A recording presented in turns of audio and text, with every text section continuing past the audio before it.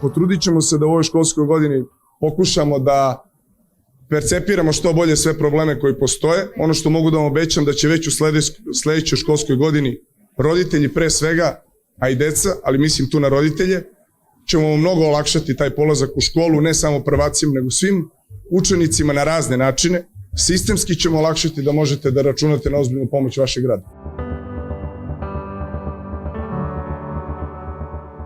Ideja koju smo pokrenuli pre par meseci, a to je da se proglasi neka vrsta bezbednih zona. Šta znači bezbedna zona? To su prostori školskih dvorišta, vrtića i parkova gde naša deca, beogradska deca, provode najviše vremena, da pokušamo da razgovaramo sa policijom, sa pravosuđem, da li postoji način da se u okviru današnjeg našeg zakona, ili možda dođe do neke promena zakona, da se u tim zonama posebno tretiraju bilo koja vrsta krivičnih dela, vršnjačkog nasilja, djelovanja droge, i da tu pokušamo našu decu na kvalitetniji način da zaštitimo. Zašto?